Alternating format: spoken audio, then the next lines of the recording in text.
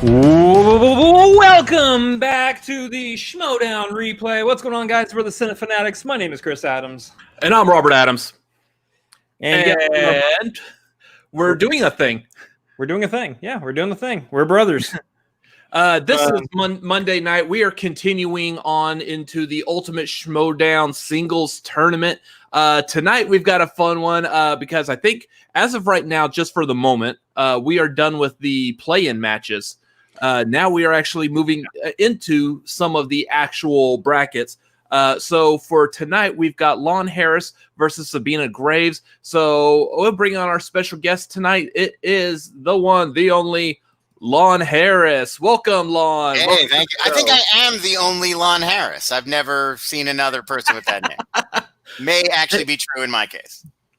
That's awesome. I mean, it is a good name. It's a very unique name. Is it? I never liked the name Lon, I'll be honest with you. It's weird. I don't know what it's from. The only other person I know who's named it is Lon Chaney, and people tend to assume that your name is Alonzo, which it's not.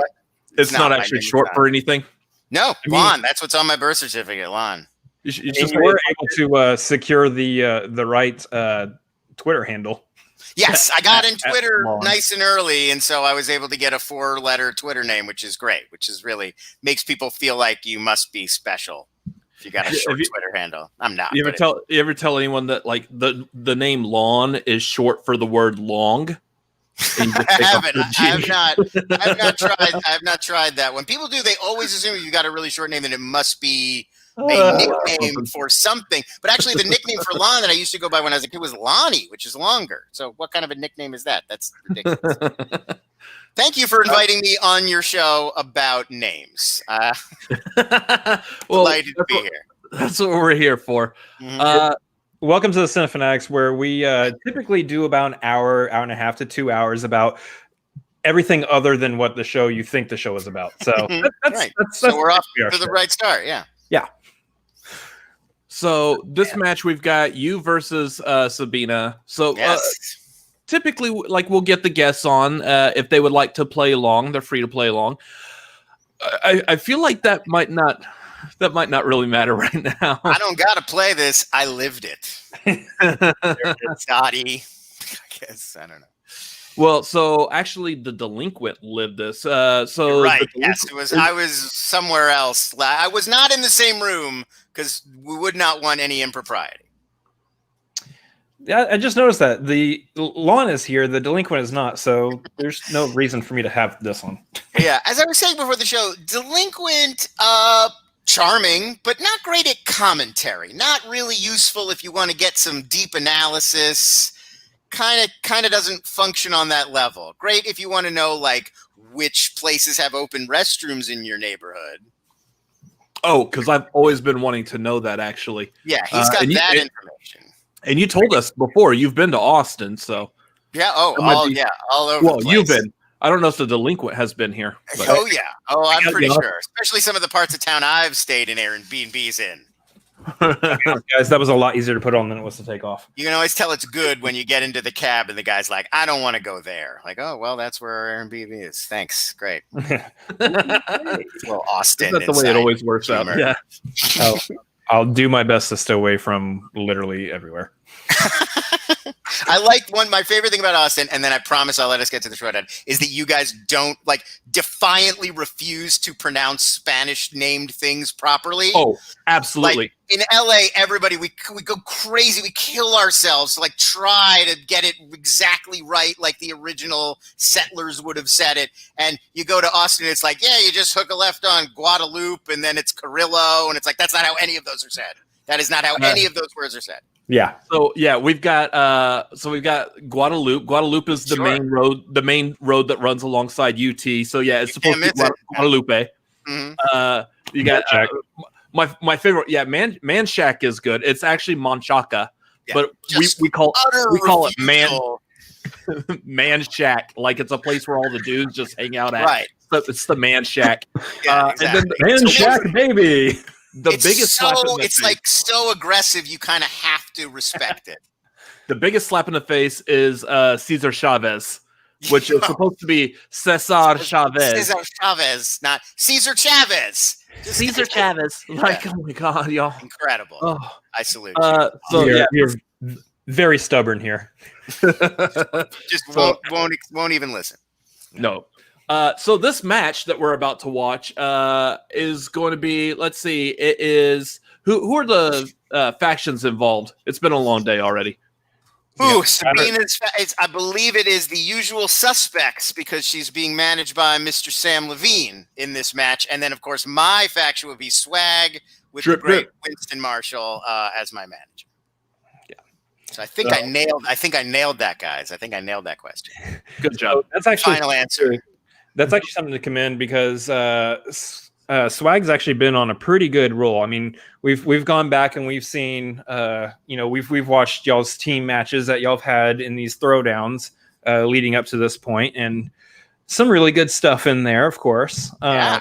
I think it's a great team. It's a great collection of people, but I think you really do have to credit Winston for having the crazy foresight to put this. I mean, I remember when I was drafted and I was reading what everybody was saying about all the factions, and there was a lot of questions about what Winston was doing. And Paul's a player that obviously incredibly good at trivia and smart and knows stuff and knows the game. And me too. But, we'd had some losses on our record. It wasn't like a totally uphill climb the whole way. So to see that, but put us together nonetheless, I think was a really clever move. Obviously, Chandru, to see him and realize this is a future belt holder. Ace, which I don't think any of us really saw coming, myself included. And I've known Ace for forever. He's a great guy, but I wouldn't have told you oh yeah, that guy's going to go on a crazy run in Star Wars. I don't know how, and even Liz, Shannon Miller and Adam Hlavik just picked a lot of great players that you maybe had not been the focus in previous seasons. I mean, yeah, he put together an incredible team. Yeah, and right now, I believe I would state that Winston is probably the forefront for the manager of the year at this moment in time. Yeah, it's hard to argue. I mean, obviously there have been some managers that have been, win-loss if you're looking strictly at the numbers, but they started with these very well-established, well-known teams. Some of them had belts already, and so Winston put together a hungry, scrappy group that has kind of bad news bears it through this competition recently. Now, the other thing is that we have the throwdown that just happened this last Friday. I don't know if we feel good about spoiling that on here. I'll leave it to you guys. What, that was on Friday? Yeah, that's fine. Okay. It was us versus Shazam. So in that match, there was also some Dan Merle did something. I don't know who. It was us against Shazam was the thing. And in that match, the internet won. Oh, cut over my joke there. Way to go.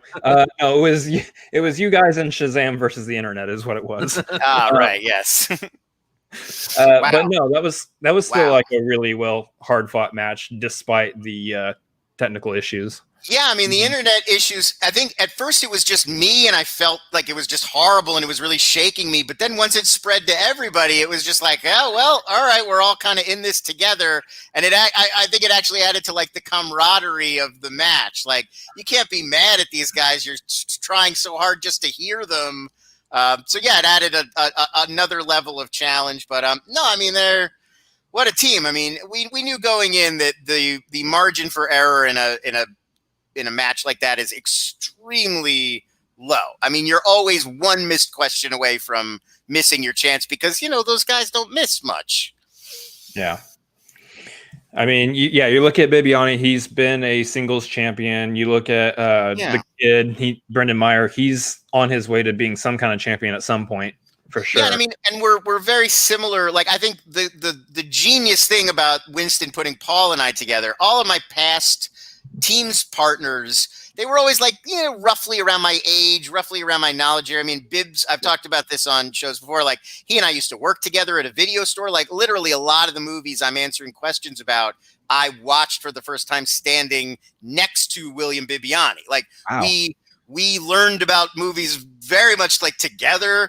And we just have, we're similar ages. We have similar likes and tastes. There's a lot of overlap there. And I've had a lot of partners like that, like my brother, Jonathan, who obviously we grew up watching movies together, and JTE, who roughly the same age. We both like the same kinds of stuff. So to team me finally with somebody like Paul, who's a lot younger than me, who has very different tastes in a lot of ways than I do, it's been great. And I think you need that kind of diversity to really, at this point, make an impact in this teams division that is so insanely stacked and competitive.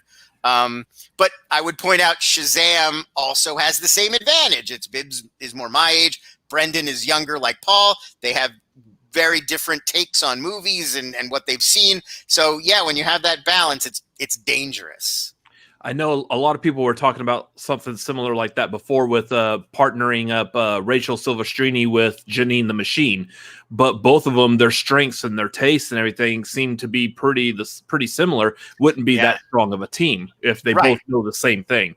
Yeah, so. I mean, I think a lot of it comes from, and I mean, honestly, and like they're amazing, and I don't mean to slight them at all because tons of respect for both those guys, but Deep 13 also, they're both professional movie critics of about the same age. There's a lot of overlap there. So you would feel like when we were preparing to face Whitney and Alonzo, you kind of think like, well, what are some areas that may get by both of those guys? And you could come up with a few, not many, because their minds are like steel traps. They're brilliant guys.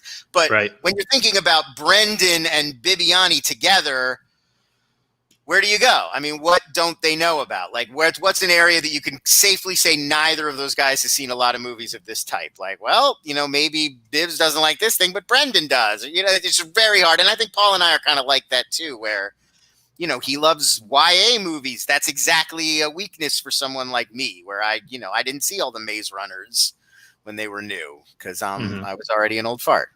Wait, all of them? There's only one. It was just the one, I think there's 3 Maze Runners. Oh, good Lord, definitely at least 2, because there's the Scorch Trials with where Littlefinger is like, "Welcome to the Scorch."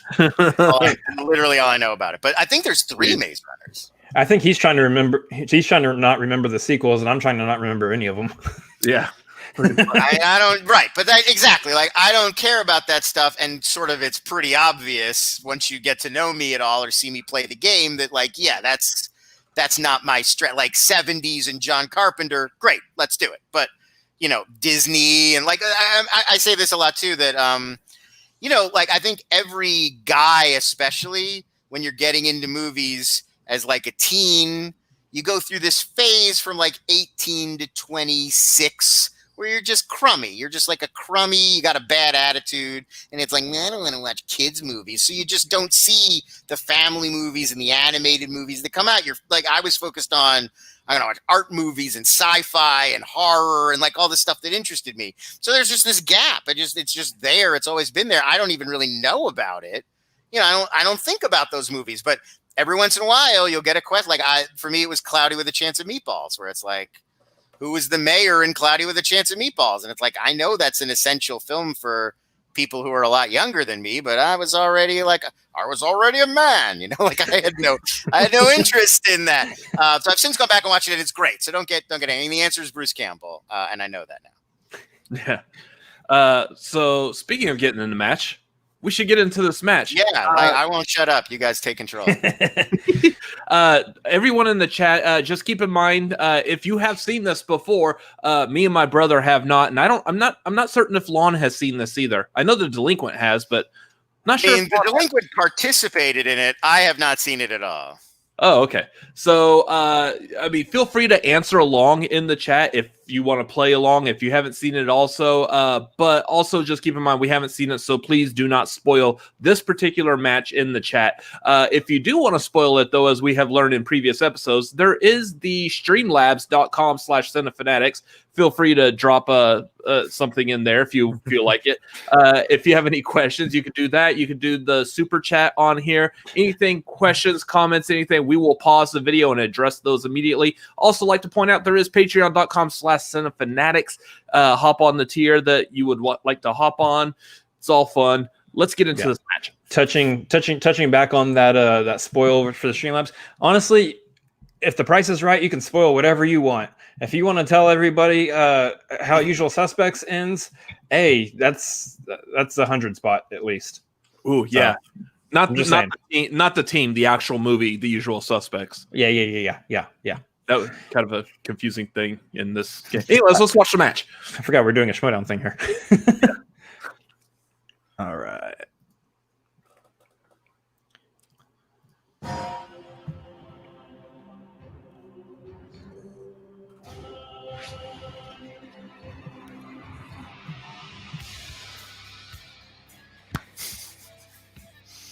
We didn't state who we have winning this match at the top.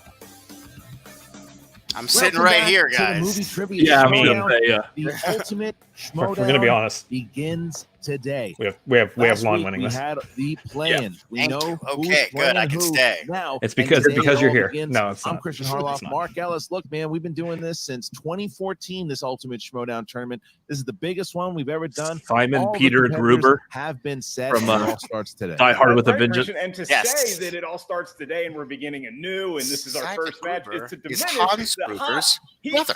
hotness that was brought by all of Not- the did you guys know, playing not matches. part of the Any original script? tournament match that we've had in history, which Yes. is why I It was supposed to be a different movie. Yeah, it was going to be. It was Really, just this action script really, called it's Simon gonna be Says, the and then they were serious like, "Oh, match let's make in this the Die Hard sense of 3," Sabina and then they Graves. put in that one Sabina Graves scene is competing where for Pete first says, match in "Oh, he's Sabina Hans Graves. Gruber's brother," and that's She's like going up supposed to against Lon Harris. connect Now, it to the rest of the Sabina, series. you know her Which from explains why that Uncharted. one line that he says just She's seems got over kind of 2 million odd. subscribers on Yeah, that I mean, channel. She's it's one of the totally highest out of rated context, and you So could when you think of imagine Sabina, exactly you the think of movie somebody Simon who Says is, would have been studious, if you just somebody who if is it wasn't John elegant, McClane, you know, curious, just some who guy. is knowledgeable, and that used to be Lon Harris. Last season, Lon knew a lot of stuff. He was the professor, for crying out loud. But now he's gone from head of the class to That weird cut guy This that was smells scene. like cigarettes. This and was not the just very student first thing we or ever works shot at as the school, or Delinquent he's was about to me be and arrested. Winston The guy's a disaster. in the Let's alley call it right what it there is. behind. The- It's right the behind Delinquent, Collider. as he calls himself now, is the most fitting nickname of all time.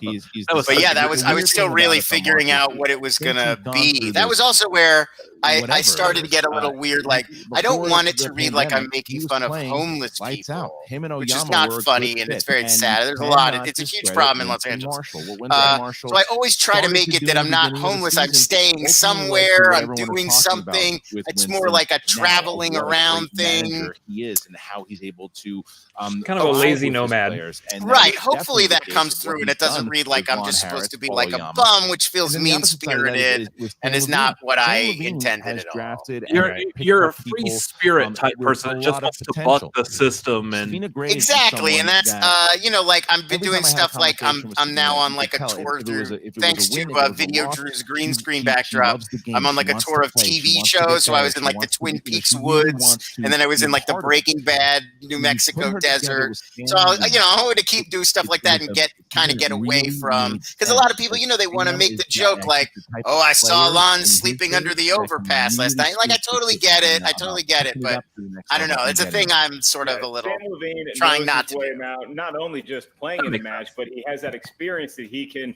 kind of try by osmosis put into his players. And Winston Marshall, Yes, a vagabond. As Ambling Soul said, a vagabond. Exactly. I think it's been good for Lon's movie trivia Schmoedown career. He's I think someone it's who been is horrible freely for his loading personal on other life. people. So it Yeah, really is a right. question. Like, yeah, exactly. It's like one of the main sort of references I think of is the guy on the couch from Yeah, I Half agree, Baked. and we're gonna find Yes. out. Like Stephen Riker. Like he's not how our homeless. two He's just competitors, hanging now out. managers You got know, to right where we are today. he's just not sweating it. Here we go. oh, here's the promo. The promo. Oh, thank goodness. You're gonna see Lon. This is like acting. Kicked me out, so I had to find a new spot. But here I am in the woods. I've been just drifting around, just trying to make my scene, figure out where the action is now that it's Quar and everybody's kind of locked up, but me. Some stuff has gone missing around my home the last few weeks. So if you know anything about that, Lon, and I'm betting you do, a phone This call would is be based on a very true story. I have been to Sam Levine's house, so maybe it could be based on a true story. There is truth to that. I've decided to return to the league, and I will be joining the usual. Love that Batman Long Usual Halloween Suspects. poster. That's cool. Yeah. It's finally going to get a chance to show people how great a player she is. I know what an amazing player One of the she is. greatest Batman stories. Sitting with her, watching Yeah, her, so cool. she is the It's one of bomb. those ones that feels like unadaptable because it's just so big in a way, but I also kind of always wish they're going to do something with it. I'm really Like they nervous just when announced, I don't know if you guys saw, they're doing a video game of Court of Owls, that Batman storyline, which is Lon so Harris, cool. Love to see some adaptation of that finally. Just lives life the way he wants to live it has been Oh, there we beneficial go. to him. I thought maybe if I dressed like him and went out into the world that, maybe I would be able to just kind of figure it out. Maybe people would treat me like him. It didn't work out that way. This is. I would never wear an Apple branded beanie, by the way. There is pretty big. I would show you inside, but there is no light in there, natural or otherwise. So It might not be as challenging as I would expect. Who knows? Look, I hate that her first match in this tournament has to be in this virtual setting. I know it's not ideal for everyone, but in this particular instance, I'm glad. I don't want her to have I haven't seen any of this. Lon Harris. I don't want to be in the same room as Lon Harris. How dare he? We've known each other for years, Sam. How dare you? Deeply offended by this. don't tell Winston you've heard from me, and I will check you guys next time on the Schmo beat. It's the park. That's where I walk taco. It's the park right across the street from my house. There is this weird shipping container in the middle of it for no good reason, so I figured use it. There's no bad That's blood. I don't something. even Gotta think do something with Lon that. even really knows It's weird that where it's he is. there, so you know. Back and forth. They found him on the highway or whatever. See, that's it. It's like the found him on the highway stuff. It's just like same thing. And the usual suspects, they need this. Just walking around out there and for no it's not to reason. say that yeah, Swag it's does not the that worst. Frank Moran, that close from Frank Moran pulling that big Any upset off. changes are needed to make sure that the line. I don't know. James White, but James White comes back and wins. The bit by the shipping container, just Ambling So was asking, how much ad libbing or whatever. It's all almost all the delinquent stuff is just off the dome. I do before matches. I'll sometimes think of like one or two like bits or things to say or just ways to screw with these guys, just so I don't have to think of it during the match. Marshall of Swag, gentlemen. Like, hey, can I crash with you? Or like, as the 8-time interdimensional Schmoedown champion, like I come up with that stuff ahead. But yeah, everything else is just me going and trying to be delinquent-y. And you got one of them with Lon Harris. How you feeling going into this match? I don't want to talk about that. I just want to talk about how like I am completely starstruck. Lando Swaggerissian. You have to understand, Entourage is my favorite show. Another movie, like one of my favorite movies. I've never got to just like meet Sam Levine, so this is like I liked Winston's fangirling intro here. This is such an honor for me too. I don't think we've met. It's vintage Levine right there. That's exact.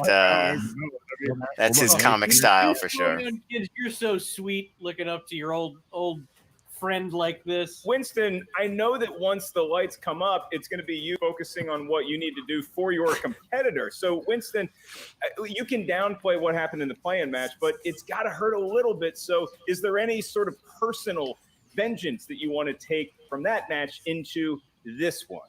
I mean, it's one of those situations. We talked about it as a faction, and everybody's a little pissed. And the other three know, Liz, Paul, and Lon all know, hey, we got to avenge Frank early on. And I think that what's great about that is that just gave a fire even more. So it was already there because like Paul wants his belt back. Lon just wants alcohol, so that's easy to, tempt him with that. This is because we shot this a while ago. Skybound has actually suggested, like, man, we'll downplay the booze since we shot this, I guess. Because in the beginning, we were very much like the delinquents constantly hitting the flask or whatever, and like there's kids watching, So there is a little focus we had to get here, but he's ready. Sam, That's one of the things I think we like. I'm interested in is how much of the Skybound influence is really coming into this now. I mean, not a ton. It's not like we're constantly getting notes from Skybound. Like we're still pretty much in charge. Like all the Delinquent stuff was me. It was my idea. I was the one who came to Christian and was like, I don't want to be the professor anymore. I'm out of Kieslowski references. So there's no real interference with that. It's really more like suggestions, and a lot of the time, like they're good suggestions. One of the recent things that came from Skybound was the soda store thing. Like, I'm going to go to Michigan and open a soda shop. I don't know where they came up with that. It's such a random. But yeah, you can see love the new sodas. Like that's a Skybound joke that I just kind of took from them. They also were the ones who were like, film yourself with a newspaper over your head, like sleeping. So that was promo. so good. Yeah, so that, I mean, I kind of like added some sauce to it, but yeah, that was like their idea. So, so I mean, I think it's really more like that. It's really more like suggestion kind of stuff, and hey, maybe try this, and because they're thinking about it in terms of cutting promos and all the sorts of things that we can't really do on our own. But no, in terms of the individual matches and jokes and stuff, there's not a ton of Skybound interference. I was gonna say that's what I was wondering, where the idea to do the entire promo just sleeping the entire time, because that's by far one of the best promos that we've gotten. That was a Skybound thing, because they're I can't think in terms of promo. I'm just doing my own part. I'm not seeing whatever anybody else is doing. So there have been a few times where I've shot things that I thought were hilarious, but it's really hard for them to use. I don't know if this ever appeared. Video Drew and I shot a whole thing where it was like she was training me for the Schmoedown, but of course, like, she's insane and doesn't know what the Schmoedown is about. So it was like this crazy otherworldly training that had nothing to do with movies. And I thought it was really funny, but it was really weird. And I guess there's probably no way to like intercut it with other people's stuff. So it didn't really work. So like they definitely will send you like, here's what the promo is going to be. Paul's going to say this, Winston's going to say this, and then you should say something like this. And you just need that to kind of guide you through, because otherwise the videos don't seem to interact with one another. And like Nerd Chronic, Eric, who puts together these promos, is incredible. And you'll go back and you'll look at them and be like, I can't believe he took this little dumb thing I said and made it look like it's a seamless part of this narrative that they're telling. But he's just really good at that stuff. Whenever we bring up Eric on this channel, we like to flash this up real quick.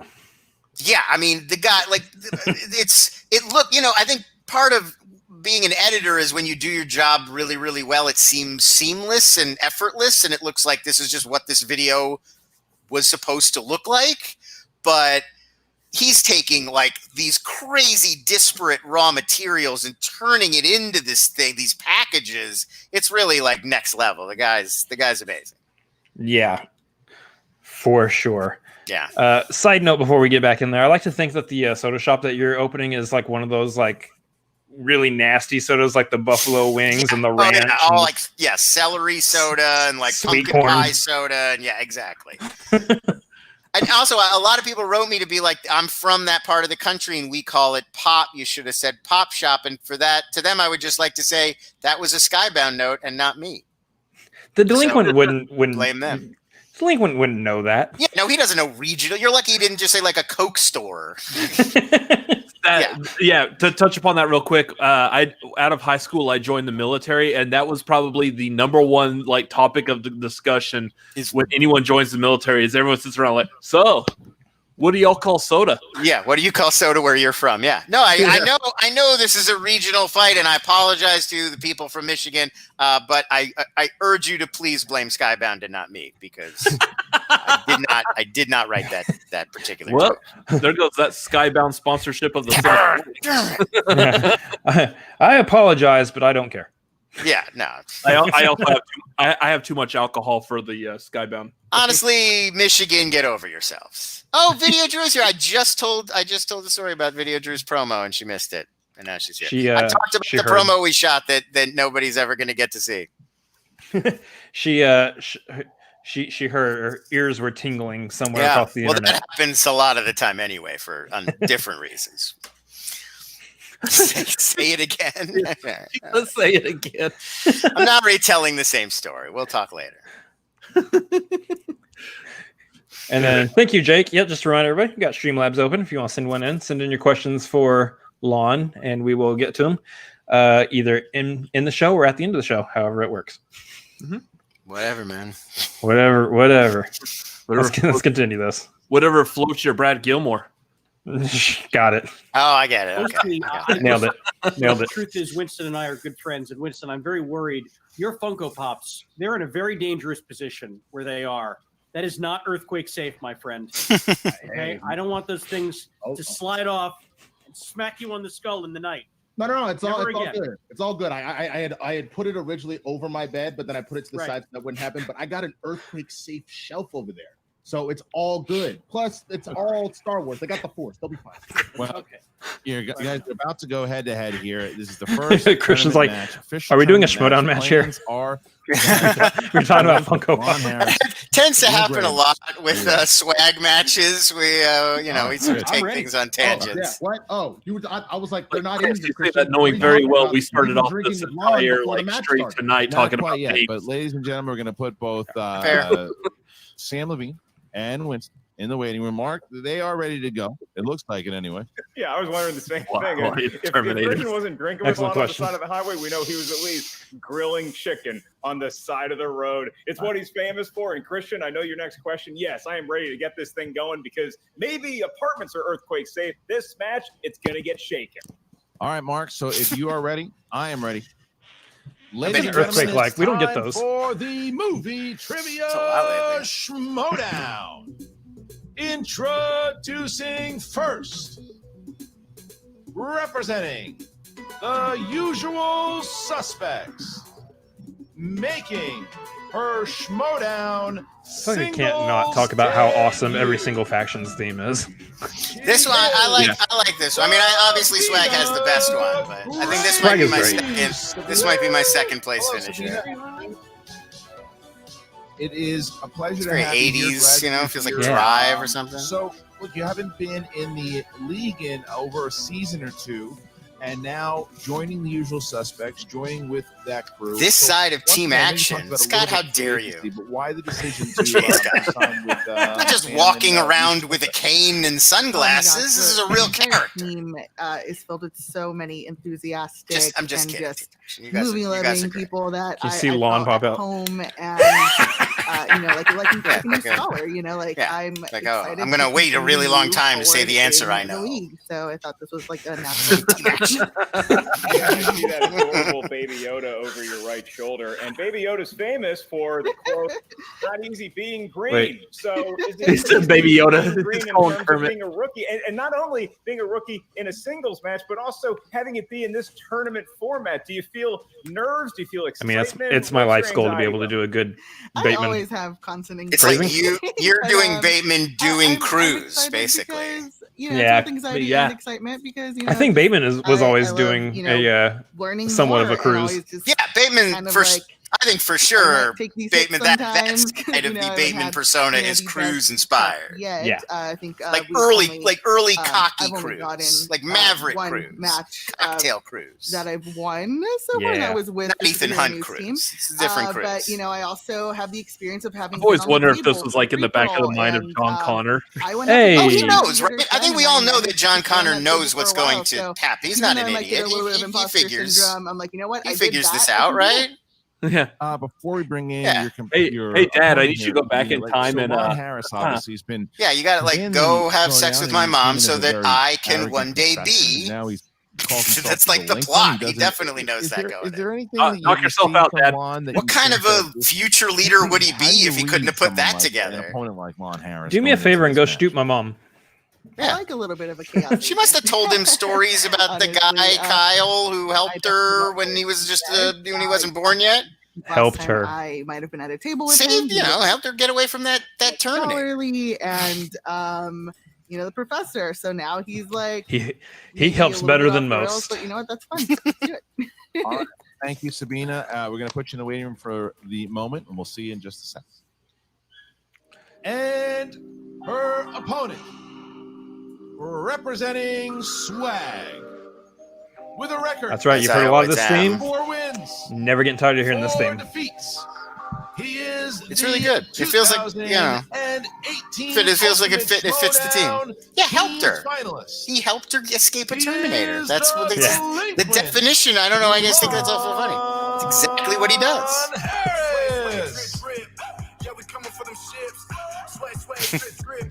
That's the extent of. Is it starting? Hey, what's up, guys? Hey, we're having a couple C's before the big show. You know, when do we get started? Lon, can I ask you something honestly? Yeah. What's up? That's not your house, is it? My house. This is my house. There's only a few really, like, I have a studio apartment here in Los Angeles, so there's the look you guys can see right now, and then there's that look, and then there's like one more look, and that's it. So that's why I've been using a green screen lately, because otherwise you've literally seen everywhere that the Delinquent can be. Yeah. Just my crew.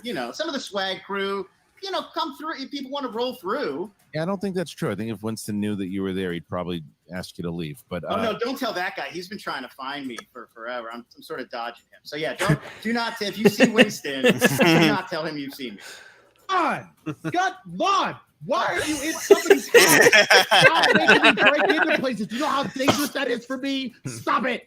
You guys are a bunch of narcs. There needs to be like a character work of the year award or something like that. It's so much fun to do this stuff with. I really lucked out because I came up with the character before I knew I was on Swag. So I really lucked out that Winston is so funny and has such great comic timing and instincts, and he's been a great sort of partner for a lot of this stuff. Oh yeah. Have you been at least?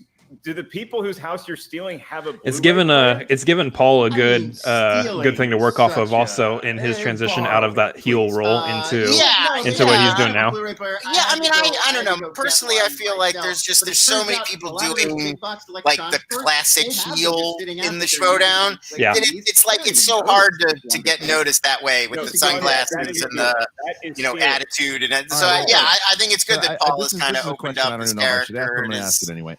It's coming around to being more of a likable guy on the show. Sabina Graves, you have also has been a lot of fun to like mix it up with, and you need a straight man. Like a bit like this doesn't work unless there's somebody else. And now you're on, to bounce it off of, to be exasperated. It's also what like Mark and Christian are so good at during the matches. Yeah, any thoughts on any of that? Were you aware of any of that? Something to sort of somebody to throw it back at you. Point, like what's the cash value on each point? Mark's exasperation there is just that's perfect. That's pretty good. It's like in wrestling, like putting someone over. It's like the same idea. It's like making me look more exasperating by being so exasperated. I think that's absolutely the benefit of having both Christian and Mark having you can keep comedian background. Yeah, they're both. I mean, even Christian just there like cutting me off mid-set is what I'm asking to do. Like, the bit is only as good as the reactions like that. All right. So competitors are here, and one of them is locked in. Sabina, thank you for being locked in. And now we are going to read the rules of round number 1. Marcus Elliott, how does it go? Oh, are we going to do it? We can go back and forth. No, that's all right. I got this one. In round number 1, it's 8 questions from 8 different corners of movie, trivia, Schmoedown, know-how. As soon as we ask the question, you have about 15 seconds to write down your best attempt at an answer on whatever whiteboard. I would love to see the video Drew take on like the classic heel character. Like maybe she should explore that next match. More full of this stuff. Can you believe it? A bunch of nerds. Spit out the gum. If she comes in with like a leather jacket and sunglasses to kind of play up against Riley. For missing a question, I think that would be great. That's just in round number 1.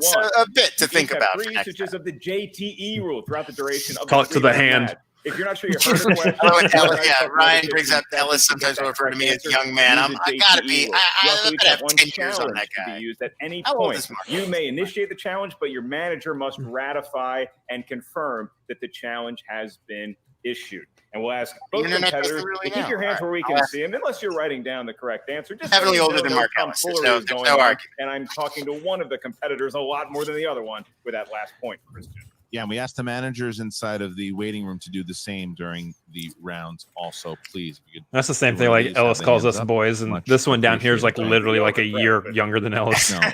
This is very stressful. You don't realize how much you put your hands down by your sides when you talk. Sabina Graves, are you ready? To try to do this the whole time, it feels very unnatural. Are you ready? You literally are doing the let's do Ricky this. Bobby. Then Yeah, you gotta right. You just like I don't know what to do with my hands. Yeah, it's just round number it's one. a very odd Question feeling. number one. We start with we action go. I'm adventure. glad to not have to do it right now. Alicia Vikander and Dominic West star in which 2018 video game adaptation? Yep. Yeah, I knew this one right away. Christian, I like what Sam. I feel Levine like said about it's the been said 15-second like every shot single clock. video Your we've been sports doing so brain, far in how this did you not tournament, come which up with is I'm positive so thoughts? glad to be out of Inner Geekdom and Five. Star Wars. Yeah, Three, Star Wars is just like two, it's almost like a one. trick. Countdown, Like please, honestly, Sabina. I feel like some of these aren't Tomb real. Raider. You guys are That is pranking. correct. Lon, Yeah. Yeah, I also have Tomb Raider. you did have. This is Tomb before I got a Raider. All right, whiteboard. I've so since purchased a 1-1. whiteboard. Question number two, Mark. All right, Tomb Raider as opposed to House Raider. Your question. I feel like some questions like in that, I have a the screen category of junkie advantage crime. because those are the movies we talk about so much, your like the question? last 5 What years. 1993 crime drama starring Robert De Niro and Chaz Palminteri is about a devoted father who battles the local crime boss for the life of his son? Oh, I really just study up on my Robert De Niro movies. So this just Christian, came up the other you- day Yeah, too. this is a movie that comes up a I wanted- surprising amount Do you ever have a considering personalized license it's plate? like I real thought world you did, like that. reputation is Five, relatively obscure, Oh, 3, but it's a And Schmoedown one. favorite. Hands down, please. Lon, I have A Bronx Tale. Oh that's yeah. correct. Sabina, Geppetto. fair enough.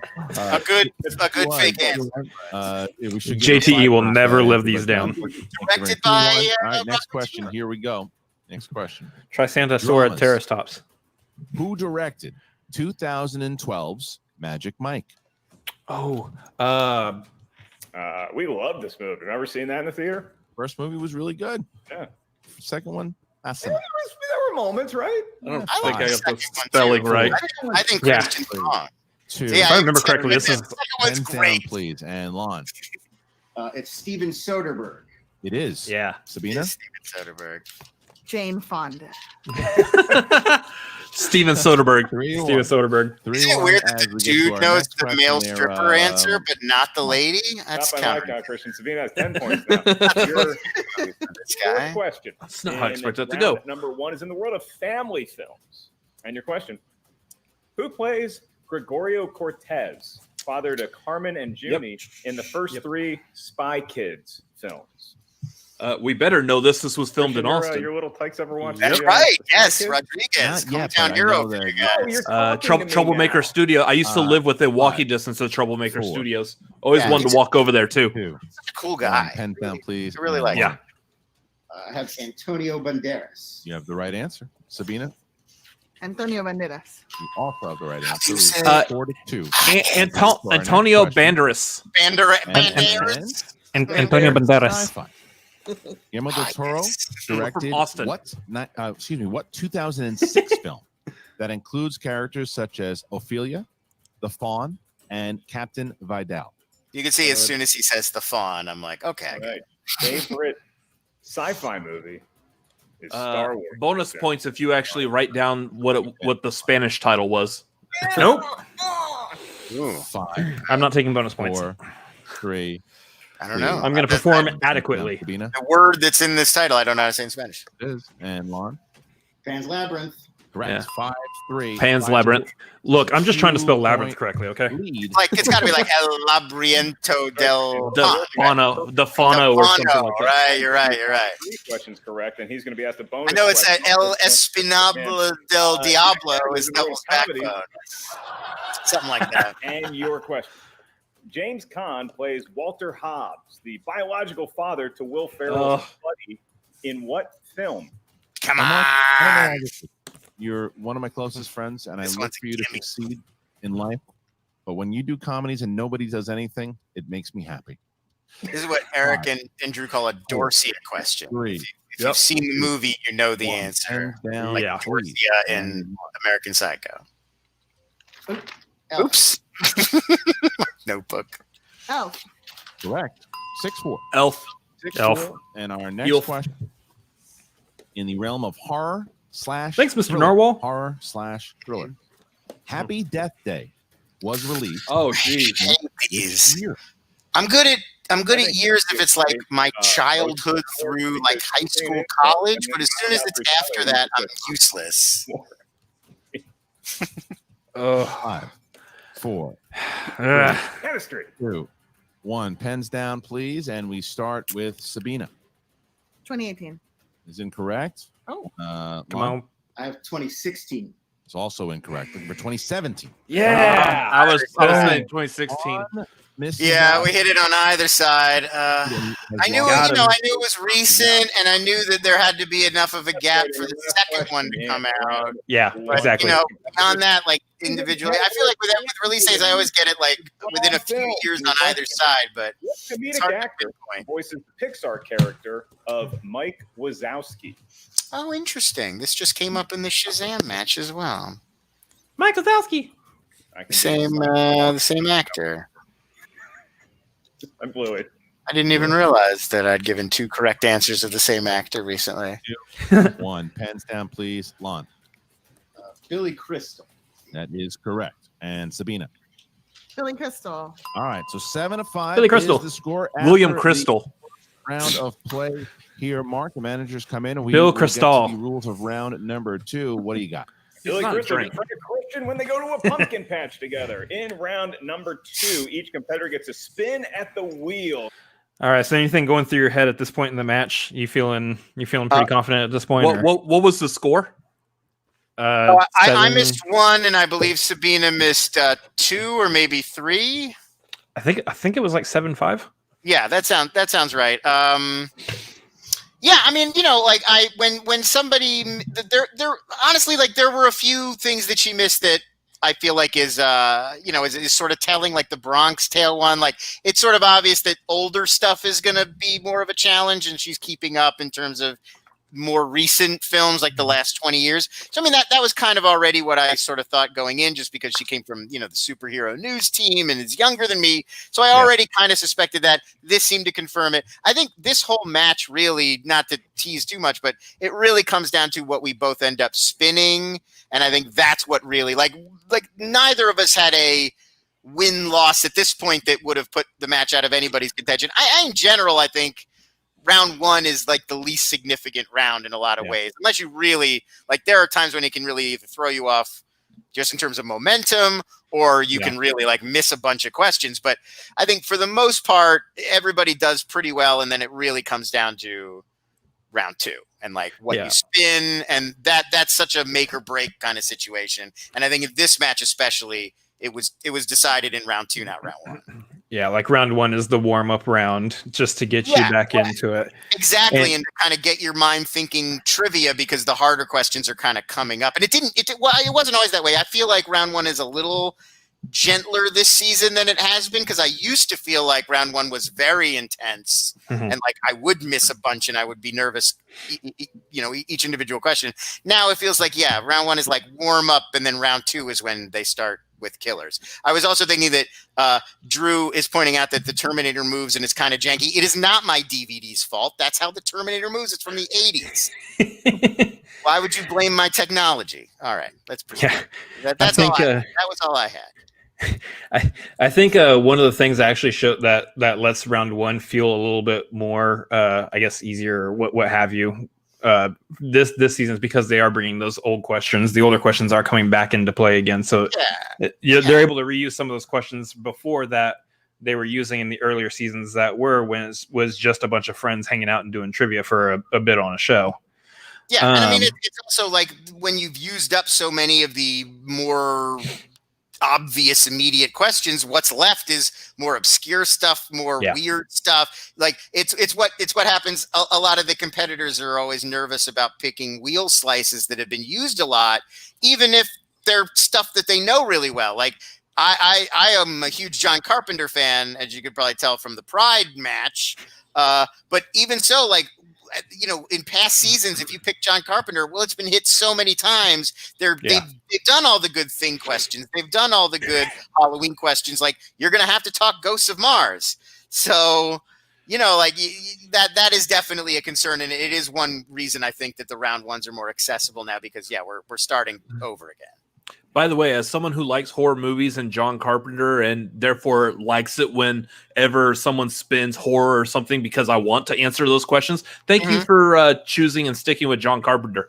Well, I mean, he's one of my personal favorite directors, so I've always felt really comfortable with his with his movies. And I mean, obviously there's a few, like, I haven't seen vampires very recently. I try to avoid Ghosts of Mars whenever possible, but yeah, I feel pretty comfortable there. So like, yeah, any kind of comfort zone, if you spin it, I'm inclined to just not take any more chances because things can always go south. It was a big consideration with I guess if we're spoiling the Shazam match, John Hughes. That's the thing, is like, I like John Hughes movies like Planes, Trains, Ferris Bueller, Breakfast Club, but it's scary too because there's a lot of stuff he wrote or stuff he made later in his career. Can you answer Dutch questions? Can you answer Susie Q questions? So that's one of those things where I think we got really lucky that we spun again and we ended up in Sly and Arnie, which I was more comfortable with. Right. The Wheel of Doom, Justice, and Fate. I also wonder if we were speaking about just a little bit ago was coming back. Sabina's had a couple matches, what have you, before this, and she's coming back after not playing for a while. Yes, is this match really just kind of her getting back into and reused to the Schmoedown? Sure. I mean, I think that definitely is a factor. I mean, I think as we go through round 2, you'll see. I think both of the spins play strongly in my favor, and I think that is really more than anything else what really determines the result. I don't want to give anything away, but I think that's what really determines how the match goes. That it's just like if the luck had been reversed and I got stuff that was her strength, we might have seen a very different result. I laugh every time you say comedies. And that's true, because anything can happen in the Schmoedown. That wheel spin really does it. And I mean, I say this a lot too. Like, I read some of the Facebook group and I watch some of the after shows, and I think there's a tendency among fans to say, these results are somehow definitive. Like, oh well, this player beat that player twice, so that player is a lot better than that player. That player knows a lot more about movies than that player. And it's like, man, it is so much about the day. Like, not only the game itself, but your day. I mean, like, on a given day, I'll remember a lot more stuff. There was a Schmoedown match one time where the question was, who plays Captain Barbossa in the Pirates movie? Okay. And like, what am I, an idiot? I know who plays Captain Barbossa. But in that moment, the name just wasn't coming to me. And I mean, I could have given you details. Like, I was like, he's in Shine, he's Australian, he plays the Marquis de Sade and Quills, and I'm doing all this in my brain. Finally, I think I used the JTE and I got to Jeffrey Rush, but sometimes that stuff happens, or in the Deep 13 match where Whitney thought he heard Ray Liotta instead of Ray Fiennes, and then Grand Budapest. And like, there's so much stuff like that can happen. I think almost everybody who's in this league at this point could beat almost anybody who's in this league. I mean, of course, there are a few exceptions out there where we're just exceptional and nobody can beat them. I think for the most part, anybody could sort of beat anybody if you get the right day and the right wheel spin and the right questions, categories. I know that whole name slipping that happens with me all the time, and the first thing I have to do is start thinking, what other movie were they in? Maybe there's another movie where their name is a little more synonymous with that movie, and that's what's going to help you pull it. And it's also like sometimes just how different people remember, and their techniques and their devices for remembering things are different, and some questions play to some strengths and some questions play to different strengths, and it's like, it's sort of any game, any Schmoedown game, sort of anything can happen. So I'm very hesitant to look at one match or two matches and be like, oh, definitely that person's a lot better than that person. Like, you really don't know. Circumstances could be different. Eddie Murphy movie. 60 seconds, Sam, to decide. Oh, I never saw this part that she spun Eddie Murphy. How you feeling, Sabina? I like to spin again. Okay. I like it. Spin again. Yeah, I mean, Eddie Murphy's another one of those danger zone, like John Hughes ones, where it's like, we all remember the Eddie Murphy movies we love. I could do Trading Places, Coming to America, Nutty Professor, maybe, but like directors will be the Metro, category. Thank you, Sam. I'm gonna drop you out here.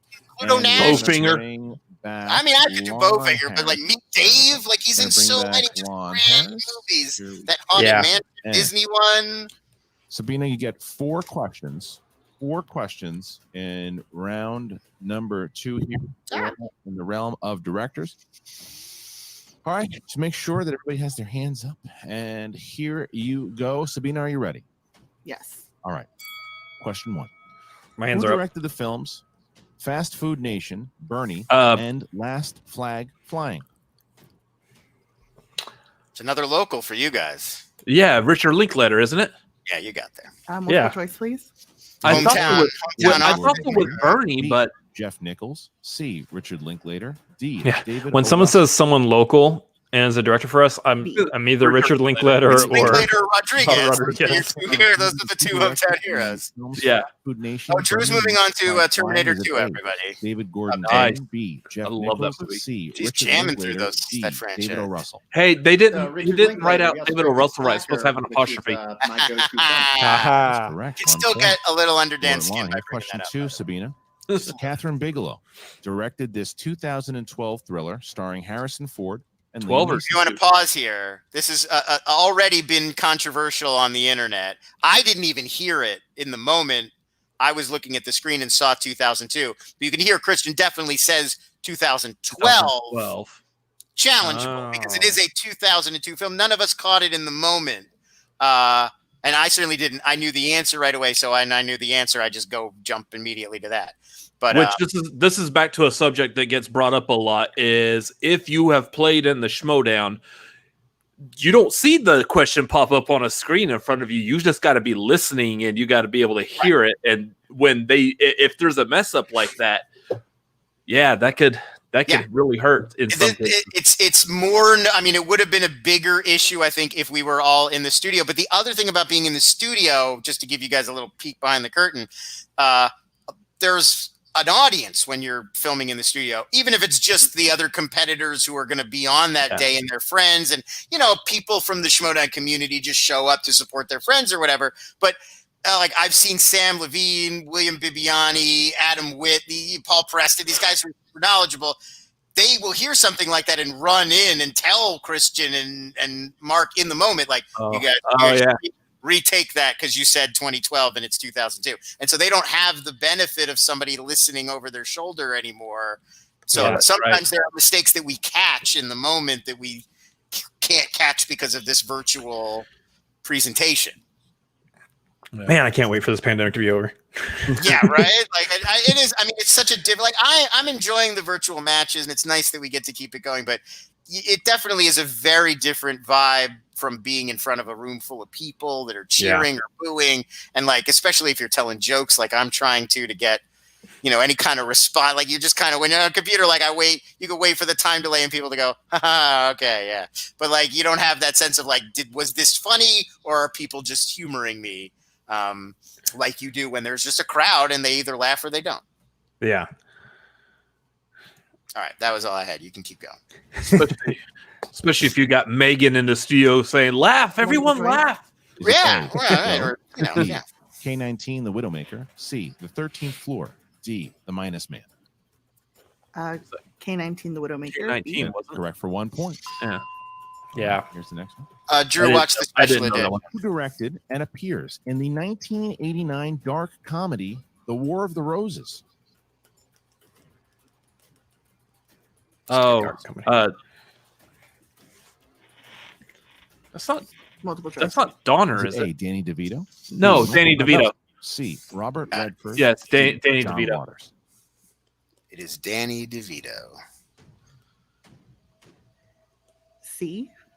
C is incorrect. Lon, who directed and appears? Robert in the Redford directing a dark 1989 comedy. The War of the Roses. Is it A? I mean, I guess Milagro Beanfield Michael War Douglas. has some Robert Redford. funny D, John moments. I believe it's Danny DeVito. That is correct for 1 point. So Lon Harris has seen himself with another steal here, giving himself a 3-point lead over Sabina 9-6. Final question here, Sabina. What 1984 sci-fi film did David Lynch direct starring Kyle MacLachlan? Video Drew's in the comments right now just going crazy. Incorrect. Yeah. You have what 1984 sci-fi film did David Lynch direct starring Kyle MacLachlan? Dune. It's a Dune. Dune for 2 more points is correct. Lon Harris has seen himself with a 5-point lead after some big So you can see here. directors Gonna drop you a out here strength for of the mine. I mean, I moment. put it Bring on the back wheel. Winston. I Winston, know you have 50 directors seconds very to well. It's talk to probably my Lon for overall his, strongest category. I don't know why as a kid I just Lon was pay so attention funny. to who You remember directed when what. Sam was all like, "We're not locked up." What did I tell you to do? So yeah, I think that said, was you are that's an a big amazing swing in my direction because I was able to steal. get What some did you of get? the Stole big everything. steals. You done stole That's the what I rugs, do, man. You done stole the pillows. You done stole the televisions. I am very proud of you, sir. Yeah, I actually read Dune on a stolen copy of Dune. So, I mean, it all came really full circle. It makes logical sense. All right, well, let's go ahead and spin this wheel, True. and we'll find a category you like, and we'll get some more points. And I told you, if you win, you get a handle of whatever liquor you want. Whatever Wait, is you it want. still going? Where are we done? Oh no, we're not. No, Lon. Okay. We have a round and a half to go, Lon. Okay. All right. Oh, well, so we'll much. Here's the, Oh. here's the first one. All right, Lon, don't stare too closely at the wheel. I don't know what you're on that's gonna make you trip out. I was gonna say that's one thing I like all I mean, the it's technical not that issues much just I fed watched. so I well into your recommend it character. Yeah, you have it's 60 really. seconds to I mean, a decide lot if of you want things action, worked out adventure, really story. well for the Delinquent with this whole because I came up with it You before don't do a lot of pandemic was action happening or you do whatever. a lot of adventuring. It's been a great boon is to get to sort like of an figure adventure. out where I think I'm to gonna spin film again. things and have these sort of All right, drifting here, so around. whatever you get And here, also, this is the I didn't last realize step. what a great character it would be because he's so hard And to then we'll mess bring with. Sabina Like back in. anybody who comes aggressively at the Delinquent, it just Yeah. bounces off of him. He doesn't See care, ourselves you know. with 90s movies. So again, I put 90s, you know, on the wheel sometimes. Right. I'm a big fan of. This was my kind of All right, coming of Sabina age Graves era in as a it, movie and fan. now we will So get I got 2 lucky more. pulls on this That's right, one Chris. match. These are movies that came out in the 1990s. Before Lon had that nickname, back in a simpler time. Your first question, Lon, for 2 points. Who plays Gus Polinski, the Polka King of Chicago? John Candy. John Candy. Blah, blah, blah. I was like, Kind of a gimme question, honestly. John Candy. Yeah. Correct Yeah. for 2 points. 2 points. And Christian, that's now a 7-point lead for Lon, so we could be getting into knockout territory. Before we get there, People like him. He likes him. 1990s. That explains trains. 1990s. Apparently, they're remaking with Will Smith and Kevin Hart. You guys see that today? As Yeah. Sean Bean as the character Spence, an Okay. English firearms specialist dismissed from the team early in the film. I love this movie. Ronan. That is 2 Such a more great points movie. for Really underappreciated. If anybody watching has not seen Frankenheimer's Ronin, lead. really cool, like tough guy Left. car Bean is chase still movie. on the floor, so Very good. Nobody's knocked out. One of the first movies where I saw Sean Bean and I was like, "Who is this gentleman? He's good. Question in round number 2. I'd like to see him in more He stuff." sure dies a lot in these movies. He died, yeah, including Ronin. Spoiler alert. It's one of the classic That's Sean not a Bean. spoiler. You said Sean Bean's in it, so. Yeah, that's one of the classic Sean Bean die early ones. This drove me crazy because as soon as I went to multiple choice, it was obvious. A feather. It's a feather. It's a feather, but I don't know, for whatever reason, it just didn't stick into me that's what. Like, I remembered the feather from the beginning of Forrest Gump, but it didn't remember that he takes it, he puts it in a book. But as soon as I saw it on there, I was like, "Oh, feather." Yeah, we will be talking about the Planes, Trains, and Automobile remake tomorrow night on the Tagline. Look at that. Harris Synergy. Now it all comes down to this question. Potentially, if Lon Harris gets either a 2 or a 1 point correct answer, he will have knocked out Sabina Graves in round number 1. However, if Lon misses or Sabina manages to steal, we're going to round number 3. Here's the question, Lon. Possibly 4 and all. The interesting thing about Sharp is a lot of Sean Bean movies, he says something is sharp as a reference to the character. Cruel Right, so Intentions. Another kind of gimme one. Like, this was pretty easy. Cruel Intentions. Those 3 actors together. That movie was a bittersweet symphony. Yeah. Yeah. But like in Lord of the Rings, when Boromir picks up the shards of Beatrice, and he goes, "Ooh, still sharp." It's him shouting out "sharp." Okay. I got it. Winston. So, I mean, I got in the waiting room for just a moment. This was probably the thing that was like, let's backpedal on the drinking stuff, guys. Like, this might have been what they saw. That was like 4 points with this knockout here. a lot of drinking. We see ourselves. Winston's out here Winston's out here quoting Roxy. Don't yuck my yum. To round number 2 for the Delinquent, obviously. Every time Swag wins, he like pulls out like a champagne bottle and Dunkaroos. If I'm not mistaken, I think No, dang. I was going to say that might. Yeah, dang. He was going to swear, and then he caught himself. For sure. I was going to say that I think is the first second round knockout, and then I remembered how our Star Wars run started. So I'm going to take that back. But I am super proud of my guy. I think what we're learning is that apparently people need to stop taking life so seriously, because Lon hasn't taken a single thing seriously since this whole season started. I don't think it's a lesson to be learned here, guys. I don't even think you realize you were playing apathy in wins. A trivia contest. Well, it is. I mean, there is in a weird way, and I don't want to be like kids emulate the Delinquent, but in a weird way, I do think that, like, because I get, you know, it can be nerve wracking, and I'm a guy who has anxiety, and so I think embracing like I don't care, it's just for fun, it's just a show. It really has made me a better player. And like in the early days when I would get really nervous, and because you're competitive, you want to do well. I would kind of get in my own head, and so it is kind of nice to be the Delinquent and just not have to just embrace not caring. Other one, that's fine. I don't. It's cool. Okay, it's cool. No, it'll be fun. It'll be cool. I know that guy. I know that guy Merle. Whatever. He seems like a good dude. Merle. We don't even know if that's all right. You know what? That's fine. Mark, anything else? You're probably not going to get a. You probably get a better answer out of Winston. Yeah, I might, Christian, but I've still never.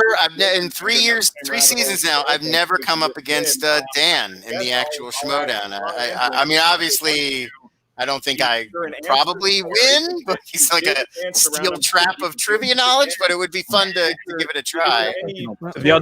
Y'all haven't like played questions, like do like a little pop quiz. I mean, I don't think we've ever done an actual quiz together. But like, I mean, you know, like I definitely sit in the same office with him for years, and he's, you know, I know how much trivia the guy knows. Although I knew both he and Ethan's 5-pointers that neither of them got at the championship match. So, like, in a weird, indirect way, champion right here. I would have won. Tom Skerritt. Come on, guys. Tom Skerritt. No, for the entire week-long trip that you're there, you wear the same draws. You don't shower. So you don't stop drinking. You don't do nothing. In Dan's defense, though, Winston, we're talking about he's had a belt for almost the entire time he's been in the Schmoedown. So, the only way Dan's a ton better than me at this. I don't mean to imply anything different. I'm just saying it was weird to usually in like championship games I'm watching, and it's like I would have been totally blown out here. And then this time I was roughly competitive, and then I was really surprised. I was surprised neither of them got those 5s, because the other one I couldn't have told you, like Michael Curtiz, but I definitely remembered Soderbergh's run in the 90s. 18-6. See you in the second round, my friend. Yeah, exactly. Like, where's my belt for sitting in a living room and yelling at the TV what the right answers are? That should be worth it. Lon was playing really good here, Sam, and he should at one point he's come out like holding just a regular belt or something. Be like, I've already won the belt. I don't need to do this anymore. It's a good one. I might try that. Lon Harris. But how do you feel about the overall match there, Sabina? I feel like I got like drunken mastered. Just, you know, no, it was fun though. I just, after the David Lynch Dune question, I like my brain just immediately associated them with like the biggest thing, and then yeah. I mean, that is the kind of thing exactly I was talking about. It's like, I'm sure Sabina knows Dune and has probably seen Dune. It's just like Menace to Society. Like, I've seen Menace to Society. Like, I remember the guys in it, and it was just like the way I was thinking about the question. I was just running through all those 90s movies and getting them all jumbled in my head. So, like, I did the same thing. I was thinking Juice as well. Juice and whatever. I knew I eliminated Boys in the Hood right away. I was like, definitely not Boys in the Hood. I've seen that pretty recently. I know those characters' names. I didn't there's no O-Dog.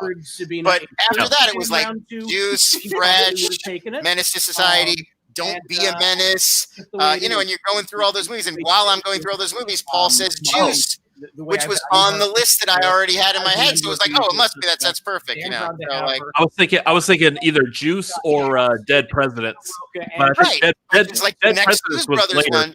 It's a few years later, but come on. I mean, when you're in that moment, it's like Dead Presidents. Like Menace could have been 91 and Dead Presidents is 93 instead of 93 and 95. Like, you know, it's just.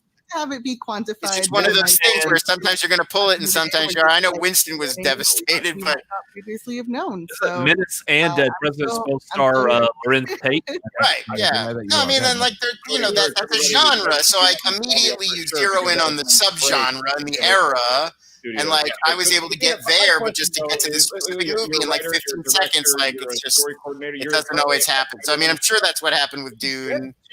And like it only take again like these kinds of matches, like it only takes 1 or 2 flubs, and then it gets away from you. I think my brain is so inundated with horror right now that's also why my brain was jumping to those places. It's been a while since I've been able to do things like this and have fun. I mean, not that my job isn't fun; it is very fun. But it's 2020, so to like jump back in. It's been a while since any of us had fun. Family is always a joy. Well, we're happy to have you back. Thank you, Sabina. Look forward to seeing you again here. Sam, a couple more matches coming up for you here in the tournament. So good luck to you all, and we'll see you next time. Thank you. Is Winston still here? Yeah, I can bring him in. Hold on one second. Yeah, that'd be great. Gosh. Look, I know I was joking around and stuff before. Things aren't going so well for the suspects. Is that job as your pool boy still available? Because I actually am very excited.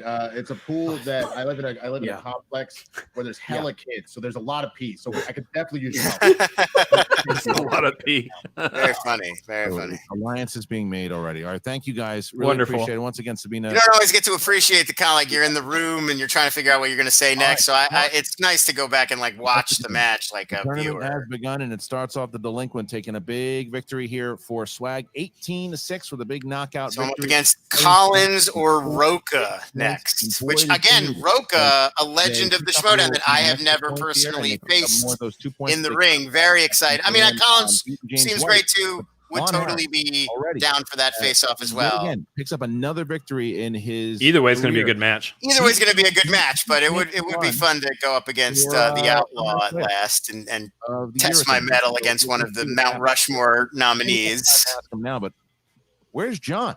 Where's Jonathan Harris? We haven't seen or since. Lon is no one drafted John. John was willing to participate this year, and he was a free agent, and then he never got drafted. So I feel like John will probably be back. I feel like John will probably be back next season in some context. I know he's been mulling over a return, and he honestly we had a couple bad beats up against amazing teams. I mean, one of the teams that knocked us out was.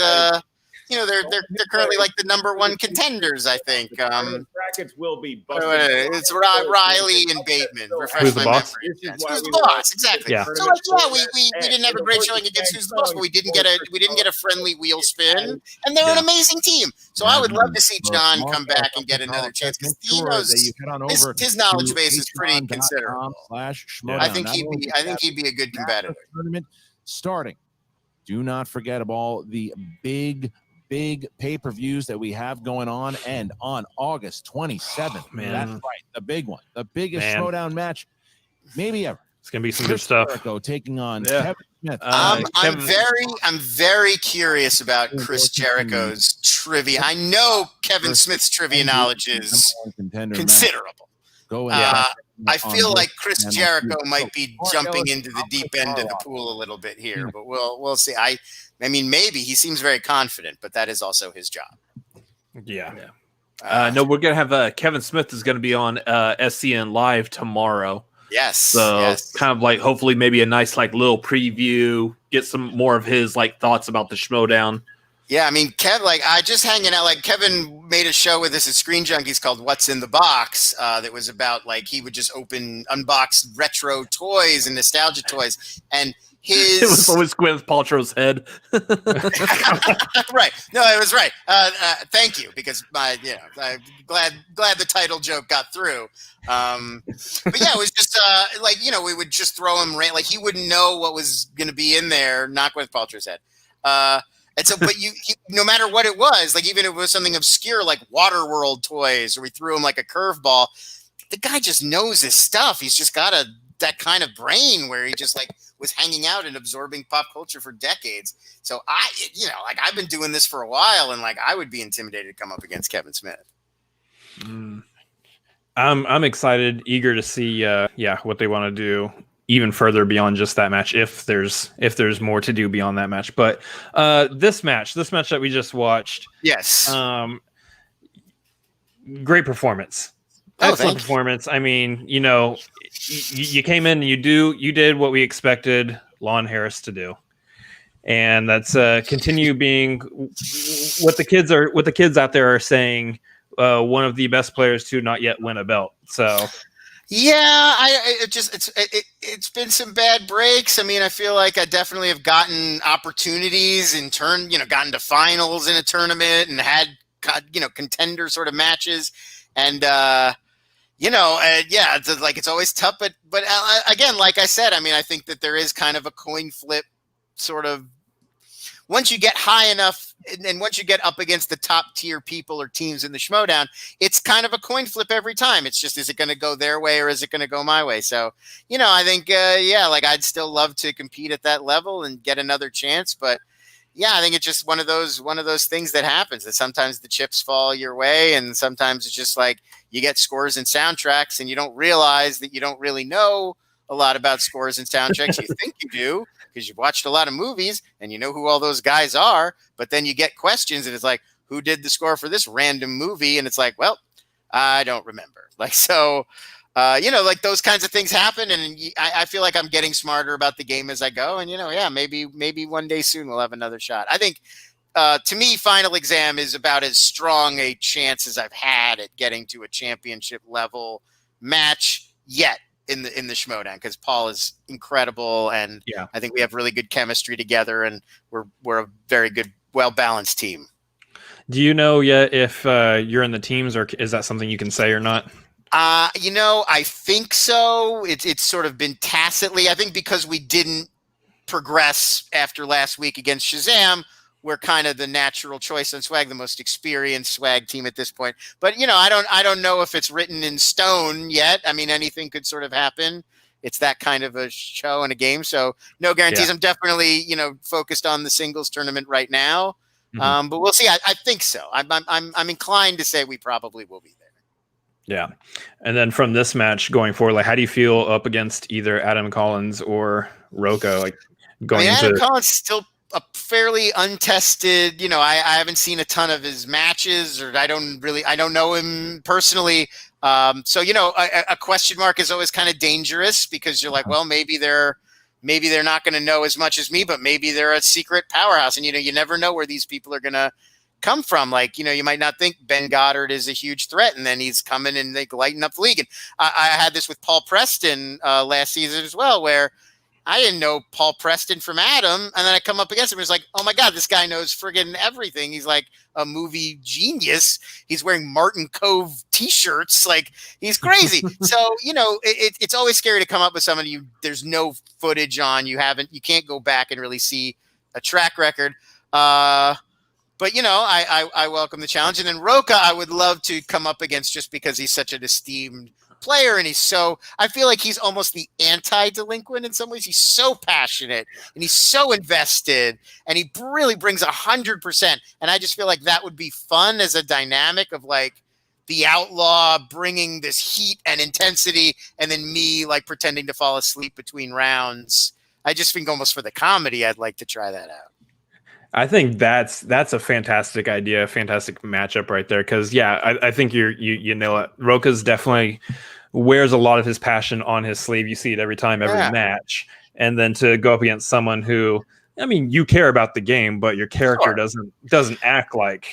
Right. And that, I just feel like that dynamic would be a lot of fun. And also we have a lot of similar, I mean, I think the best matches are when people are like evenly, like they know a lot of the same stuff, and they have a lot of the, like Merle and Irwin, like those are the ultimate matchups. And I think Roca and I are fairly well balanced. Like, I know Westerns pretty well. He knows directors really well. Like, we're both going to ace stuff like 70s and 80s, so like those are the interesting matchups where you have to try to like really get into the weeds of like, what can I put on the wheel and what can I go after and study that's going to be like a real counter to this person. Yeah. Trying to think, guys, if you have any questions for Lon, drop them in the chat. We will go through there, drop them in Streamlabs, all sorts of stuff. Will the Delinquent crash SC in live? You can't really crash these shows. Somebody has to kind of send you a StreamYard link, and like, I don't feel like that's coming from Christian. I honestly feel like some of the Delinquent shenanigans were just at the point of bumping up against, like, I'm actually starting to irritate Christian. Definitely he does not, I can tell just from experience that he does not like the speaking as a fake Schmoedown champion bit, because I think he thinks maybe I'm confusing people who are tuning in. Like, they think I'm really the champion. So, yeah, I don't really think he wants me to crash, especially his Kevin Smith show. I'm definitely sure he doesn't want me to crash. But I think in general, he's like sort of not, let's keep the Delinquent. He can do the after shows, I think maybe. Yeah. Side note, I think anyone who's going to crash the Kevin Smith SCN Live will probably be Rachel Silverstream. I think that's a pretty strong guess. Like better guess than the Delinquent. I will tell you guys right now, not no emails back and forth about that. That's not in the offing. So how long ago was this match filmed? Was it before the first pay-per-view? I think this was between the first and second pay-per-view. It was like the first week of August. So maybe, I believe it was, we did Deep 13 and then this match I filmed it, and then the Pride the following week or two. I think. Don't hold me to that. But it was like the first week in August, which you could sort of tell like some of the like it's earlier in the Delinquent's narrative in some weird ways, but you do what you can. Like, you're not doing the green screen on this one, but that's something you've only been starting to do, and we've only seen that because of the live events. Exactly. Have been live. So I kind of got a little out of the sync of it a little bit, and I was back here at like Taco the dog's apartment. And now I'm back on the road, but people go with it, and I think that's it's just part of the deal. We shot some of these events because they wanted to do all the play-in rounds first, which totally makes sense to me. And honestly, it works for the character too, because we're all supposed to not have any clue where he's going to pop up next. Exactly. So yeah, and I saw today people were like, where's Lon, and don't tip Winston off to where Lon is. So I think people get the spirit of it, even if it's a little out of order. I think that's been like, just to touch on that a little bit. I think that's been one of the greater aspects. I mean, so we're talking about your character of the Delinquent. That's one of the stronger characterization actually influencing the actual character, not just a heightened version of oneself that you see with a lot of other people. This is like one of the stronger instances of that we've seen in the Schmoedown. Yeah, I mean, that always just really appealed to me. I mean, I honestly, like, again, it's just to keep me sane and to keep this from being like a huge source of anxiety in my life, which it easily could be, because I do have a competitive side, especially when it comes to movies. Like, I've always been that guy that wants to know movie stuff. So I think, but thinking about it, trying not to think about it as a competition and trying to think about it as a show, like I'm going to go on, and it works if people think it's funny and if people are entertained and if people enjoy it. So even if it's like a case like Shazam, where it's like a little bit of a heartbreaking loss in some ways, well, it doesn't feel like I got defeated because people had a great time and they've written me and told me how much they enjoyed the match. And I don't mind losing to Brendan and Bibbs. They're brilliant. And so I think mentally that kind of helps me, in addition to the fact that I just think it's fun to get to goof around and play a silly character and have fun with it. And that was always one of the things that really appealed to me about the Schmoedown. Like, as much as the trivia competition part was like goofing around, doing the wrestling thing, making promos, being a character, like, I'm not an actor, so it's fun for me to get to play around in that world without having to like commit and learn how to actually act. Yeah. Which I don't know how to do, and I probably would do. So yeah, back to this question: will we get a Lon and Winston improv comedy hour? So yes. I mean, Winston is a professional at this. Like, I am a guy who like tells the epic voice guy from Honest Trailers what to say. So I would be slumming it for Winston to do an improv comedy hour with me, but I would love to. I think he's hilarious, and like, again, like, it just. Like, so much of, I think, the good stuff about the Delinquent is coming from Winston and the interaction. Like, he's such a funny guy that I think it really elevates everything. He's good at like setting you up and everything too. Yeah, and like, we don't have to spend time beforehand figuring out what the beats are going to be. It's just natural, and we just kind of let it flow. And he's a great, partner for stuff like. I mean, he's a great manager in a lot of ways, but I really appreciate his comic timing. So, quick side note, since you brought up John Bailey. Sure. when you send like the list of phrases he needs to say at the very end, does he ever look at him like, are you kidding? I mean, I don't supervise that exact part, but like, no, we really very rarely get those. Like, very rarely. I don't think we've ever gotten a John Bailey like, I don't want to say this note. Like, he will say any crazy, horrible stuff we send him in a script, and he'll do it. He'll give you 3 takes, and he'll do it like all in one breath, and like he'll say it as Optimus Prime if you ask him to nicely. So it's incredible, really. Like, it's amazing to write for a guy, and you can write just about any voice, and he can you don't have to ask him if he can do it. You can just do it. So you can be like, say this like Yoda, and it'll come out sounding like Yoda. And you're like, well, I'm glad he knows how to do Yoda, because I would have had to write a different joke. He'll pop out going, I've never tried that one before, but here we go. And then no, honestly, he will do, like, you'll be like, say this like Jason Statham, be like, oh, I don't know if I can do Statham, and then he'll do a perfect Statham, and you're like, what are you talking about? It's crazy. I mean, the guy is the bloody governor doesn't know what the rent is. Kevin Pollak says the secret to doing Jason Statham is to say the phrase, do you know what I mean, as quickly as you possibly can. It's like, do you know what I mean? Like, you know what I mean? Yeah, do you know what I mean? Like, that's how to do Jason Statham. That's like the whole like doing Michael Caine's voice. You say the name Michael Caine. Michael Caine. Yeah, it's my cocaine. My cocaine. Well, if my cocaine. Sponsored by Skybound. Yes, let's talk about drugs. Right. Anyways. That's fine. Just no booze. So going forward, where would you like to see the Delinquent end up? Like, thoughts, anything that you can give us as far as what you want to do with this character moving forward? I mean, honestly, it's still fun to play, which is the biggest really. Like, I feel like now that I've introduced the idea that the character can change, there's always this tension of, well, do I change it again? Like, should I just keep changing it every season, or should I? So the good news is I'm right now. I still like being the Delinquent. I feel like there's more to explore, and so I don't feel like I immediately need to shift. But no, I don't know. I mean, I think part of it is not planning too far ahead and like thinking about the next match and what we're going to do next time. I really like he's like drifting through popular TV shows and like fictional worlds. So I might keep doing that for a while until it starts to feel stale, and then see what else going on. I also loved if you saw the Shazam match, Viviani and Brendan did their own like sketch based on it. Like, Brendan was going Delinquent, and that was so much fun. And that was always one of our plans for the Professor that never came true, largely because I didn't win enough matches. But the Professor was going to beat people and then like take them on as acolytes and like amass his own faction. And I always thought that was really funny. And I could see the Delinquent doing something similar, like causing other players to like drop out and like join his like weird crew. So that would be fun. What? Yeah, so that reminds me. Was that ever like a plan to like team up with Cody at some point? Yes. No, that was exact. The plan originally was going to be that I was going to team up with Cody, and then I was going to only challenge like the lowest hanging fruit of the Schmoedown. So like either people who hadn't ever competed, or people who had losing records, or, you know, like just whoever would be funny, like Makuga. I think it was going to be Cobster was actually the next match I was supposed to get. And then I did really well in the first few matches. I came out and I won. I beat I beat Mark Bernardin, who people didn't really think I was going to beat. And then I held my own against Irwin in this really competitive match early on.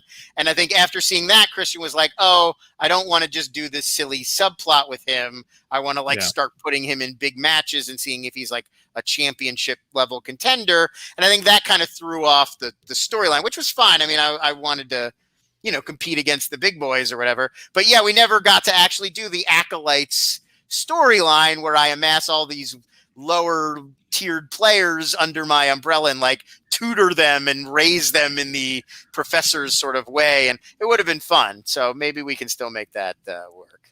Yeah, that would be great, because we could have had the Cinefanatics play against Lon and Cody. Yeah, I mean, I think that would have been a really fun angle for it, and a way to keep it going in a way that wasn't just me saying like Mizuguchi references and trying to come up with, you know, more like new waves of movies to talk about. Yeah. I think one of the areas that your character's got to appear in at some point on the green screen is you got to have a central perk in the background. Sure. Yeah. I mean, I think at this point, like it's a good bit because you could use a lot of different shows and like come up with like I was thinking. I'll give it away. I was thinking like Ozark would be a good one where I was like, oh, I hooked up with this guy. We got some money changing hands, or I feel like any show where there's any kind of criminal element or something I shouldn't be up to that I'm getting involved in is kind of funny for the Delinquent.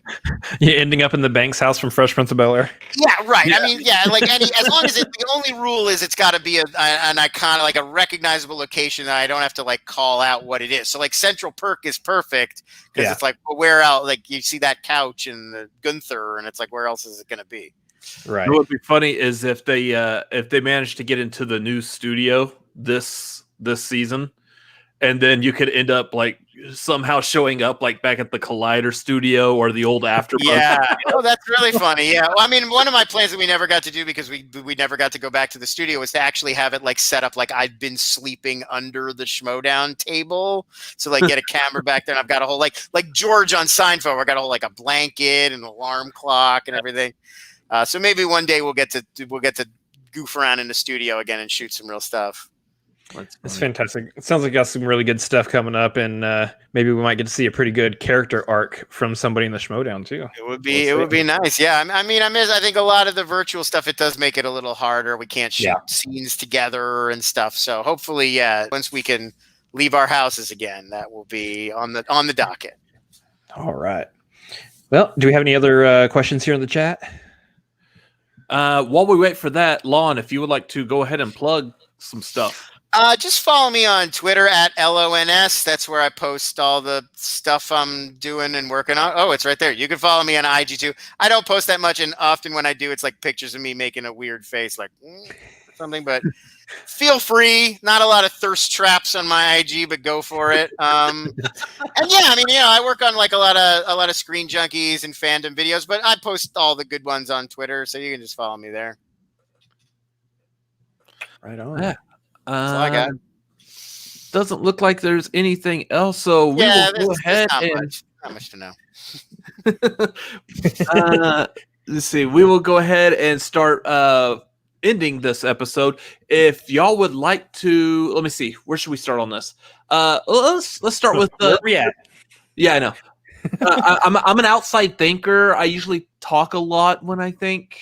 So for this show, the Schmoedown replay, first of all, thank everyone for watching, all of y'all in the chat. It's been great seeing y'all. Let us know what you thought of this episode, whether you want to put it in the chat real quick or if you want to comment down below if you're watching this later.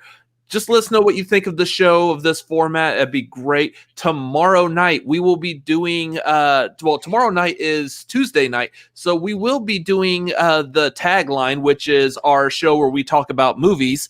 That is at 9 p.m. Central Time. So that would be putting it at 7 p.m. Pacific, 10 p.m. Eastern. After that, we will be right back here on the Schmoedown replay. Or let's see, Tagline's going to be an hour. Schmoedown replay will be like at about... was it 10:15 Central Time? We will be doing the replaying Paul Preston versus Eric Zipper. Joining us tomorrow night will be Eric Zipper. So we can get his thoughts, feelings, opinions on that match as well. So come back tomorrow starting at 9 p.m. Central for the Tagline, and just follow us for the rest of the night because it's going to be a whole lot of fun. Tuesday. Like I said, on Tagline, I know we're going to be talking about this Planes, Trains, and Automobile remake, which I could have sworn was due date. But anyways, we'll talk more about that. Let me throw you this. Instead of Will Smith and Kevin Hart, Sterling K. Brown and Cedric the Entertainer. 100%. Right? Better, 100%. right? Come on. Immediately. I don't see either. Thought. It's nothing against Will Smith and Kevin Hart. They're both great. But I don't see them as these characters. It just feels wrong. No, and I guess that might be one where it was selected because of star power. Sure, yeah. No, I mean, right. Sterling K. Brown and Cedric the Entertainer aren't as big celebrities, but they'd be better in those roles. Absolutely. I didn't have to give that a second thought at all. I didn't have to give that a second thought at all. You said that, and I'm like, yep, sold. I'll buy a ticket for that. I could just, as soon as you picture it, you're like, oh, yeah, exactly. That should be those guys. Yeah. Nailed it. Yep. So that is what we are doing tomorrow night. Wednesday night, it looks like that we're going to be having 2 Schmoedown episodes. So we will be doing 2 replay episodes, probably in one stream.